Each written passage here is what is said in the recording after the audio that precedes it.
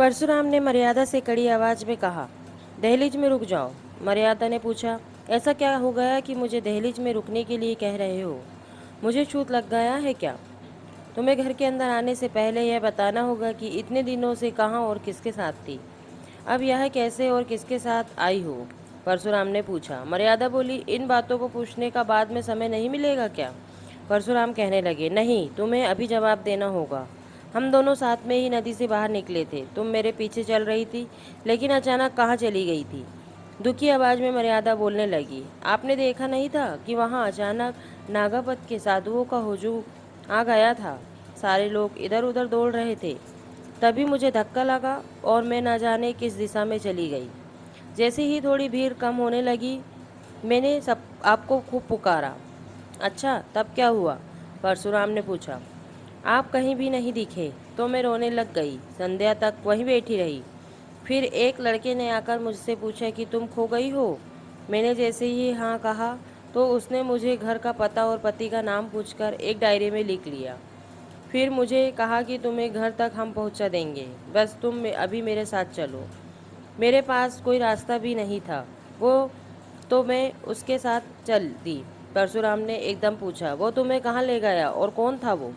मर्यादा बोली, वो एक समिति का सेवक था जो मुझे अपने कार्यालय लेकर गया था। वहाँ उसका अध्यक्ष और कई सारे स्वयंसेवक थे। उन्होंने मेरा पता एक रजिस्टर में लिखा और एक घर में भेज दिया जहाँ खोई हुई कई सारी महिलाएं थीं। परशुराम ने सवाल किया, तुमने उस अध्यक्ष से तभी क्यों नहीं कहा कि मुझे घर भेज दीजिए? मर्यादा ने कहा, मैंने कई बार उनसे मुझे घर पहुंचाने के लिए कहा, लेकिन वो बार बार यही कहते थे कि मेला खत्म होने के बाद वो सारी महिलाओं को एक साथ ही घर भेजने की व्यवस्था करेंगे। इसकी वजह पैसे और लोगों की कमी थी। मैंने उन्हें कहा कि मेरे गहने ले लीजिए और घर पहुंचा दीजिए। इन गहनों के अलावा मैं और ज़्यादा पैसे दे सकती हूँ, बस मुझे मेरे पति के पास तक पहुंचा दो। लेकिन उन्होंने मेरी एक ना सुनी और मुझे भी अन्य स्त्रियों के बारे में जब पता चला तो थोड़ा राहत मिल गई थी। परशुराम बोले, ठीक है, लेकिन तुमने मुझे तार क्यों नहीं लिखवाया? मर्यादा ने बताया कि मैं पूरी रात उन महिलाओं के साथ उसी कमरे में थी। अगले दिन मैंने सोचा कि जब ये लोग मुझे घर भेज ही देंगे तो तार की क्या ज़रूरत है। फिर परशुराम पूछने लगे, रात भर सारी महिलाएं एक ही कमरे में थी तो कमरे में युवक भी आते जाते रहे होंगे? मर्यादा ने जवाब दिया, नहीं नहीं, केवल एक बार कोई युवक खाने के लिए पूछने आया था। जब सबने खाना खाने से मना कर दिया तो वो लौट गया। उसके बाद एक महिला के पेट में दर्द उठा था तो अध्यक्ष साहब 2-3 बार दवा पिलाने कमरे में आए थे। झट से परशुराम ने कहा, देखो अब निकली ना असली बात। मैं इन लोगों को खूब अच्छे से जानता हूँ।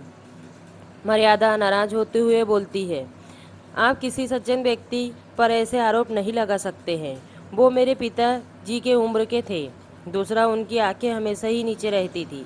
परशुराम बोले, हाँ, वहाँ के सारे आदमी देवता थे। तुम ये बताओ कि अगले दिन क्या हुआ? मर्यादा ने कहा, अगले दिन मैं भी वहीं रही। दिन के समय एक स्वयंसेवक हम सभी महिलाओं को कई पवित्र स्थल लेकर गए। लौटकर सबने खाना खाया। परशुराम ने पूछा, तुम वहाँ महिलाओं के साथ आनंद लेती रही?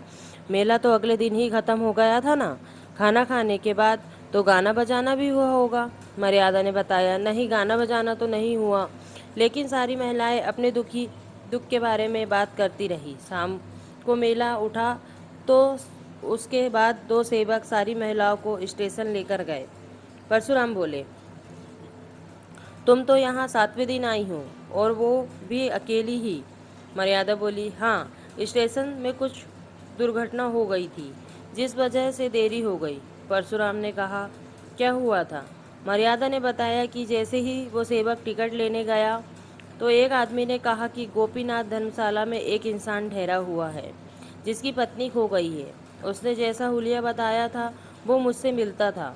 उस आदमी ने मुझे देखकर कहा कि आप उनकी पत्नी जैसी लग रही है। मैंने उससे पूछा कि क्या तुम बाबूजी को पहचानते हो? उसने जवाब दिया, मैं उनको नहीं जानता तो आपको क्यों खोजता? आपका बच्चा काफ़ी रो रहा है।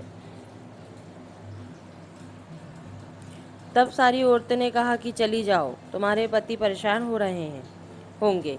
उन स्वयं सेवकों ने उस व्यक्ति से 2-3 बातें पूछकर मुझे उनके साथ भेज दिया।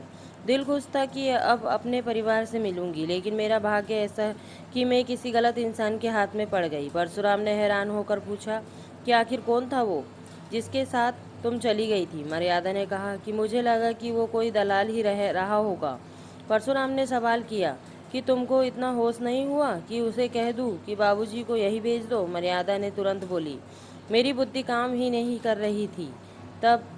तुम फिजूल की बातें मत करो और यह बताओ कि वो आदमी तुम्हें कहाँ ले गया? परशुराम बोले, मर्यादा मुझे लज्जा आती है, क्या बताऊँ आपको? परशुराम, तुम्हें तो यहाँ आने पर और भी लज्जा आनी चाहिए थी। मर्यादा बोलने लगी, देखिए, मुझे किसी ने छुआ तक नहीं है, भगवान की कसम खाकर कहती हूँ। परशुराम जी ने पूछा कि क्या तुम उसका चेहरा कैसा था बता सकती हो? मर्यादा ने बताया, वो छोटे कद का गहरे रंग का आदमी था, लंबा सा कुर्ता पहना हुआ और गले में ताबीज भी थी। परशुराम ने कहा, अरे वो तो धर्मशाला में झाड़ू देने वाला था, मैंने उसको तुम्हारे खोजने की जानकारी दी थी, उसने इस बात का इस तरह से फ़ायदा उठाया? मर्यादा बोली कि वो तो ब्राह्मण जैसा लग रहा था। परशुराम कहने लगे, नहीं नहीं, वो मेहतर यानी झाड़ू देने वाला ही था, वो तुमको अपने घर लेकर गया था। मर्यादा ने बताया कि उसने पहले मुझे एक टांगे पर बैठने को कहा और फिर एक तंग गली से किसी मकान में ले गया। उसने फिर कहा कि तुम्हारे बाबूजी यहीं आएंगे। फिर मुझे लगा कि उसने मुझे झांसा दिया है। कुछ देर बाद एक बुढ़िया आई और मुझे लालच देने लगी। पूरी रात मैं रोती ही रही। अगले दिन बुढ़िया ने कहा कि तुम रोकर मर भी जाओगी तो भी तुम्हारी मदद कोई नहीं आएगा। उस झाड़ू मारने वाले और बुढ़िया ने कहा कि तुम्हारा एक घर तो छूट गया है, अब हमारी बात मान लो तो तुम सोने से लज जाओगी। तभी मैंने स्वयं को खत्म करने का निर्णय ले लिया। परशुराम ने मर्यादा को रोकते हुए कहा कि ठीक है, मैंने मान लिया कि तुमने अपना सतीत्व को खत्म होने नहीं दिया, लेकिन मैं तुम्हें अपना नहीं सकता हूँ। मर्यादा ने कहा कि स्वामी, आप ऐसा मत कहिए, मैं आपकी वही पहले वाली पत्नी हूँ, मुझे किसी ने छुआ भी नहीं है, आपका ऐसा करना मेरे साथ अन्याय होगा। परशुराम ने कहा कि यह अन्याय नहीं बल्कि भगवान का खेल है। मैं 6 दिनों से यही सोच रहा हूँ, मुझे समाज की चिंता नहीं है, लेकिन तुम पर किसी दूसरे की नज़र पड़ी, अब मैं तुम्हें कैसे अपनी पत्नी के भाव से देखूंगा? मर्यादा बोलने लगी, क्या आपको मेरी स्थिति पर दया बिल्कुल भी नहीं आती? परशुराम ने कहा, घृणा के स्थान पर दया बिल्कुल भी नहीं आ सकती है। मैं जीवन भर के लिए तुम्हारा खर्च उठाऊंगा, लेकिन तुम्हें अपने साथ नहीं रख सकता। किसी गैर पुरुष के साथ एक क्षण रहने से भी पतिव्रत पूरी तरह नष्ट हो जाता है। मर्यादा ने पूछा, तुम्हारी यही इच्छा है कि मैं यहाँ से हमेशा के लिए चली जाऊँ? परशुराम ने कहा कि हाँ, मेरी अंतिम इच्छा यही है। मर्यादा बोली, ठीक है, फिर मैं, लेकिन क्या तुम मुझे वासुदेव को अपने साथ ले जाने दोगे? परशुराम बोला, बिल्कुल नहीं, वो मेरा बेटा है। मर्यादा ने पूछा, क्या मैं उसे आखिरी बार देख सकती हूँ, अपने बेटे को प्यार कर सकती हूँ? परशुराम ने जवाब दिया, मेरा मन तो नहीं है, लेकिन तुम्हें तुम्हें मन हो तो दूर से ही देख लो। मर्यादा ने कहा, ठीक है, अब जाने दो, सोच लूँगी कि मेरा कोई बेटा ही नहीं था और मैं विधवा हूँ।